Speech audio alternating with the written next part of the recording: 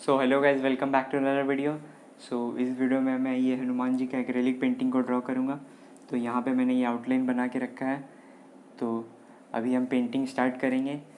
Through out the painting मैं आपके साथ कुछ एक्रेलिक पेंटिंग टिप्स शेयर करूँगा जो कि आपको एक्रेलिक मीडियम में काम करने में बहुत ज़्यादा हेल्प करेगा। तो ये वीडियो को एकदम ध्यान से देखना, बहुत ज़्यादा हेल्पफुल होगा।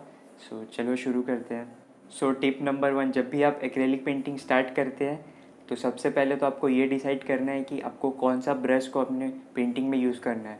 तो उसके लिए आप अपने पेंटिंग का एरिया के अकॉर्डिंग ब्रश को सेलेक्ट कर सकते हैं। तो जनरली एक्रेलिक पेंटिंग में हम लोग राउंड ब्रश को अवॉइड करते हैं और फ्लैट ब्रश का यूज़ करते हैं। तो जैसा कि आप देख सकते हैं यहाँ पे ये पेंटिंग का साइज़ काफ़ी ज़्यादा लार्ज है, तो मेरे को इसके अकॉर्डिंग प्रॉपर साइज का ब्रश को यूज़ करना होगा। मैंने यहाँ पे ब्रश को पहले से सेलेक्ट कर लिया है।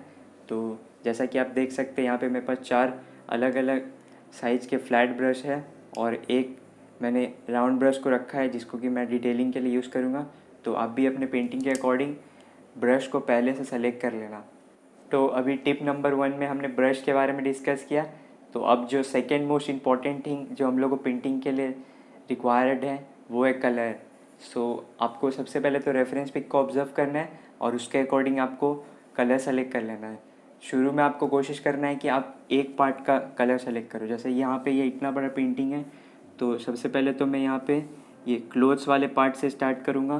तो क्लोथ्स वाले पार्ट के जो भी रिक्वायर्ड कलर होगा आप पहले उसको सेलेक्ट कर लो। तो मैंने यहाँ पे ऑरेंज और क्रिम्सन कलर को सेलेक्ट किया है। तो आप भी इसी तरह से पार्ट बाय पार्ट कलर को सेलेक्ट करो और उसको पहले मिक्स करो और पार्ट बाय पार्ट पेंटिंग में अप्लाई करते जाओ। जैसे कि इसके बाद फिर आप अलग स्किन पार्ट में आओगे तो स्किन पार्ट के लिए जो रिक्वायर्ड कलर है आप उसको मिक्स करो। तो ऐसे ही आपको part by part colour select करके मिक्स करते जाना है और आपको कलर पहले से सेलेक्ट करके रखना है और आपको पहले से माइंड में कलर को मिक्स कर लेना है कि कौन सा कलर मिक्स होगा और कौन सा कलर फॉर्म होगा। और जो भी आपका रिक्वायर्ड रेफरेंस पिक के अकॉर्डिंग कलर है उसको आप पहले से प्री डिसाइड करके यूज़ करो। टिप नंबर 3 ये है कि जब भी आप कोई भी पेंटिंग को ड्रॉ करते हो तो कलर का टोन को चेक करने के लिए आपको हमेशा इस तरह से एक छोटा सा पेपर का पीस को यूज़ करना है और इसमें आपको कलर का टोन को यूज़ करके पहले चेक कर लेना है। और जब आप जो टोन ये अचीव करना चाहते हैं उससे सेटिस्फाई हो तभी आप उसको अपने आर्टवर्क में अप्लाई करें। यहाँ पे जैसा कि आप देख सकते हैं मैंने अलग अलग टोन को पहले चेक किया है मिक्स करके। अगर आपको मिक्सिंग में प्रॉब्लम आ रहा है तो आप इस तरह से पेपर का यूज़ करके पहले टोन को चेक कर सकते हैं, फिर उसके बाद आप अपने आर्टवर्क में अप्लाई कर सकते हैं। टिप नंबर 4 है कि जब भी आप कोई भी पेंटिंग में कलरिंग का प्रोसेस स्टार्ट करते हो तो आपको पहले से डिसाइड कर लेना है कि आपको किस पार्ट में पहले कलरिंग करना है और उसके अकॉर्डिंग आपको अपना कलरिंग का जो प्रोसेस है उसको स्टार्ट करना है। अगर आप प्लानिंग करके कलरिंग करोगे तो आपका आर्टवर्क में आपको कॉन्फिडेंट गेन होगा और उसके बाद आप धीरे धीरे फर्दर मूव कर सकते हो। और अगर आपने बिना प्लानिंग का कलरिंग का प्रोसेस स्टार्ट किया और अगर स्टार्टिंग में ही आपका कलरिंग का प्रोसेस ख़राब हो गया तो जो कॉन्फिडेंस है वो लो हो जाएगा। इससे जो आपका आर्टवर्क है उसमें अफेक्ट हो सकता है। तो इसीलिए आप जो भी पार्ट में पहले अच्छे से कॉन्फिडेंट हो कि हाँ इस पार्ट में मैं अच्छे से कलरिंग कर सकता हूँ तो उसी पार्ट से स्टार्ट करो। जैसे कि आप देख सकते हैं यहाँ पे इस आर्टवर्क में मैंने यहाँ पे क्लोथ्स वाले पार्ट से पहले कलरिंग का प्रोसेस स्टार्ट किया है। मैं चाहता तो यहाँ पे स्किन पार्ट से भी कर सकता था लेकिन मैंने यहाँ पे क्लोथ से किया है। तो इसके पीछे भी एक रीज़न है क्योंकि मैं इस पार्ट में ज़्यादा कॉन्फिडेंट था कि हाँ इस पार्ट से कलरिंग का प्रोसेस को स्टार्ट करने से मैं कलर का जो आउटकम है उसको एकदम अच्छा कर सकता हूँ। तो इसीलिए मैंने यहाँ से स्टार्ट किया। टिप नंबर 5 है कि जब भी आप किसी पेंटिंग के एक पोर्शन में कलरिंग का प्रोसेस कंप्लीट कर लेते हो तो आपको थोड़ा देर रुकना है और पेशेंस के साथ आपको थोड़े दूर हट के उस पोर्शन को अच्छे से ऑब्जर्व करना है और उसमें आपको देखना है कि आपने जो कलरिंग अभी किया है वो अच्छे से हो पाया है या नहीं हो पाया है। और आपको ध्यान से अपने फॉल्ट्स को ऑब्जर्व करना है और जब आप ऑब्जर्व करोगे तो आपको बहुत सारा ऐसा चीज़ दिखेगा जो कि अगर आप डायरेक्टली बिना ऑब्जर्व किए वो आगे मूव कर जाते तो आपको शायद नहीं पता चलता। बिगनर हमेशा यहाँ पे ये गलती करते हैं। पेशेंस के साथ पहले ऑब्जर्व करो अपने पोर्शन बाय पोर्शन कलरिंग को, फिर उसके बाद आगे मूव करो। इससे आपको बहुत सारा आइडिया मिलेगा और आपको ये भी पता चलेगा कि आपको कौन सा गलती जो आपने कलरिंग के समय किया था उसको रिपीट नहीं करना है। इस बात का हमेशा ध्यान रखना। टिप नंबर 6 है कि जब भी आप एक्रेलिक मीडियम में काम कर रहे हो तो आपको अपना वर्क को एकदम फास्ट करना होगा, क्योंकि जब भी आप एक्रेलिक कलर के साथ वर्क करते हो तो एक्रेलिक कलर का एक ये कैरेक्टरिस्टिक्स है कि वो जल्दी ड्राई हो जाता है as comparison to other mediums. और अदर मीडियम्स में आपके पास थोड़ा सा टाइम भी रहता है, आप चेंज कर सकते हो, लेकिन एक्रेलिक में ऐसा नहीं होता है। एक्रेलिक में आपको एकदम क्विक डिसीज़न लेना होता है। इसके लिए आपको ध्यान में रखना है कि आप ज़्यादा से ज़्यादा कलर मिक्सिंग का प्रैक्टिस करें और आपको पता रहे कि कौन सा कलर रिक्वायर्ड है, अपने रेफरेंस पिक को ऑब्जर्व करके और उसके अकॉर्डिंग आपको अपने दिमाग में कलर को मिक्स कर लेना है और फिर उसके बाद उसको जल्दी से मिक्स करना है।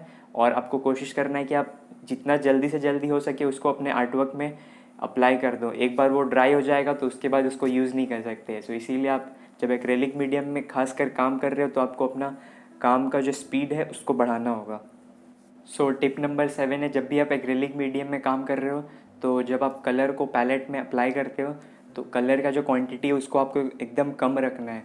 जितना ज़्यादा क्वांटिटी होगा उतना ज़्यादा वेस्टेज होगा। अगर आपको वेस्टेज को मिनिमाइज़ करना है तो आपको कोशिश करना है कि कलर का क्वांटिटी को आप एकदम कम से कम रखो और आप अपने आर्टवर्क के अकॉर्डिंग कलर को मिक्स कर सकते हो और अपने रिक्वायरमेंट के अकॉर्डिंग क्वांटिटी को डिसाइड कर सकते हैं। जितना आपको आर्टवर्क में रिक्वायर्ड है कलर उतना ही आप उसे अप्लाई करो।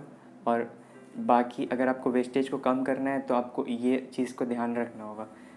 जैसा कि आप देख सकते हैं यहाँ पे ये पैलेट में मैंने कलर को ज़्यादा क्वांटिटी पे अप्लाई किया तो ये कलर ड्राई हो गया है।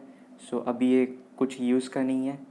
इसीलिए आपको इस बात का ध्यान रखना है अगर आपको वेस्टेज को मिनिमाइज़ करना है तो। टिप नंबर 8 है कि जब भी आप एक कलर का टोन को फॉर्म करते हो 2 या 3 कलर को मिक्स करके, तो आपको कोशिश करना है कि आपके आर्टवर्क में जहाँ पे भी वो कलर का टोन यूज़ हुआ है वहाँ पे आप सारे एरियाज़ में वो कलर को एक बार में अप्लाई कर लो। इससे आपका जो टाइम है वो भी सेव हो जाएगा और कलर का जो वेस्टेज है वो भी कम होगा, क्योंकि एक्रेलिक पेंटिंग तो ड्राई हो ही जाता है, फिर उसके बाद तो वो ऐसे भी वेस्ट ही होगा। इसीलिए आपको इस तरह से एक कलर का जो टोन है उसको आपको मैक्सिमम यूटिलाइज़ करना है अपने आर्टवर्क में। जैसा कि आप देख सकते हैं मैंने यहाँ पे गोल्डन कलर को अपने आर्टवर्क के सारे एरियाज़ में यूज़ किया है। तो गोल्डन कलर के लिए मैंने यहाँ पे येलो कलर में ब्राउन कलर को मिक्स किया था। तो अब वो बार बार मैं सेम कलर का टोन को फॉर्म करने के लिए मिक्स करूँगा तो टाइम वेस्ट हो जाएगा। तो इसीलिए आपको कोशिश करना है कि आप एक बार में मिक्स कर लो और सारे एरियाज़ में जहाँ जहाँ रिक्वायर्ड है वहाँ पे आप उसको सारे को एक बार में अप्लाई कर लो। ये एग्जांपल के बेसिस पे हम ये बोल सकते हैं कि रिसोर्सेज जो होता है वो सबके पास इक्वल होता है, लेकिन बिगनर जो होता है वो उन रिसोर्स को प्रॉपर यूटिलाइज नहीं कर पाते हैं और वहीं पे स्किल्ड आर्टिस्ट रहता है वो उन्हीं रिसोर्सेज का यूज़ करके एक अच्छा सा आर्टवर्क क्रिएट कर देता है। क्योंकि बिगनर में एक्सपीरियंस का थोड़ा सा कमी होता है, इसीलिए उनको पता नहीं होता है कि कहाँ पे किस तरह से कलर को यूज़ करना है प्रॉपरली, जिससे कि हमारा जो कलर है वो अच्छे से यूटिलाइज भी हो और हमारा टाइम भी सेव हो और हमारा वेस्टेज भी मिनिमम हो। इसीलिए वो यहाँ पे गलती कर देते हैं। तो आपको ये गलती नहीं करना है, आपको इस बात का ध्यान रखना है।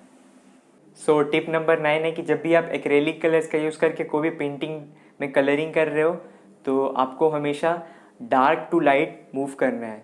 सबसे पहले तो आपको डार्केस्ट वैल्यू वाले एरिया में कलर करना है, फिर आपको मिड वैल्यू वाले एरिया में मूव करना है, फिर उसके बाद आपको लास्ट में लाइटेस्ट एरिया में कलरिंग करना है। ये बेसिक सा चीज़ है, लेकिन जब भी आप एक्रेलिक मीडियम में काम कर रहे हो तो आप इस चीज़ का ध्यान रखोगे तो आपका जो कलरिंग का प्रोसेस है वो और ज़्यादा इम्प्रूव हो जाएगा। आप हमेशा इस चीज़ का ध्यान रखना और ट्राई करना है कि आप एकदम डार्क टू लाइटेस्ट मूव करो। टिप नंबर 10 है कि जब भी आप एक्रेलिक मीडियम का यूज़ करके कोई भी पेंटिंग में कलरिंग करते हो तो आप एक्रेलिक कलर्स का जो टेक्सचर है उसको थिन करने के लिए वाटर का यूज़ कर सकते हो और वाटर का यूज़ करके आप जो टेक्सचर है उसको डाइल्यूट कर सकते हो। आपने नोटिस किया होगा एक्रेलिक मीडियम जो होता है जब भी रूम टेम्परेचर के कांटेक्ट में आता है तो वो ड्राई हो जाता है और उसका टेक्सचर जो होता है वो थोड़ा मोटा हो जाता है। इसके वजह से जब आप कलरिंग करते हो तो कलरिंग करने में आपको बहुत सारा डिफ़िकल्टी फेस हो सकता है। इसीलिए आप वाटर का यूज़ कर सकते हो और वाटर का यूज़ करके जो उसका जो टेक्सचर है उसको कम कर सकते हो और अपने पेंटिंग के रिक्वायरमेंट के अकॉर्डिंग आप उसमें वाटर ऐड कर सकते हो। ये आप करके अपने आर्टवर्क को और इम्प्रूव कर सकते हो। सो जब आप वाटर का यूज़ करके एक्रेलिक पेंट को डाइल्यूट करते हो और उसका जो टेक्सचर है उसको थिन करते हो, तो आपको कुछ बात का ध्यान रखना है। सो आपको वाटर को एकदम कम क्वांटिटी पे लेना है और कलर के साथ मिक्स करना है। अगर आप शुरू में ज़्यादा क्वांटिटी में मिक्स कर दोगे तो हो सकता है आपका कलर का जो टेक्सचर है वो बहुत ज़्यादा थिन हो जाए, जिससे कि वो एकदम अप्लाई करने लायक ना हो। इसीलिए आपको क्वांटिटी को एकदम कम रखना है और जैसे जैसे आपको पेंटिंग में जितना थिन चाहिए, जितना आपका रिक्वायरमेंट है, उसके अकॉर्डिंग आप उसका जो क्वांटिटी है उसको बढ़ा सकते हैं। सो आपको स्टार्ट एकदम कम क्वांटिटी से करना है। सो इस बात का आपको हमेशा ध्यान रखना है। सो टिप नंबर 11 है, जब भी आप कोई भी एक्रेलिक पेंटिंग बनाते हो तो आप हमेशा 2 अलग अलग डिफरेंट जार्स में वाटर को स्टोर करके रखना। एक में से आप वाटर का यूज़ करके अपने ब्रश को अच्छे से वॉश कर लेना, क्योंकि ब्रश को अच्छे से प्रॉपरली वॉश करना बहुत ज़्यादा ज़रूरी है, क्योंकि एक्रेलिक पेंटिंग करते समय जो कलर होता है वो आपके ब्रश में ड्राई हो जाता है। सो अगर आप उसको एकदम प्रॉपरली टाइम रहते साथ अच्छे से वॉश कर लोगे तो उसका जो लाइफ है ब्रश का वो एकदम लॉन्ग हो जाता है। सो एक में आप ब्रश को वॉश कर लेना अच्छे से, और दूसरा जो जार है उसमें आप कलर को डाइल्यूट करने के लिए और उसका जो टेक्सचर है उसको थिन करने के लिए यूज़ करना। सो 2 अलग अलग जार में आप वाटर का यूज़ करके अपने एक्रेलिक पेंटिंग में काम कर सकते हो। So thank you so much for watching. I hope आपको इस वीडियो से कुछ सीखने को मिला होगा। सो आपको कौन सा टिप सबसे ज़्यादा अच्छा लगा आप नीचे कमेंट सेक्शन में बता सकते हो मुझे, और आपका अगर कोई वैल्यूबल फीडबैक है तो आप शेयर कर सकते हो। So till then keep practising, keep creating, see you in the next video. Leave love create.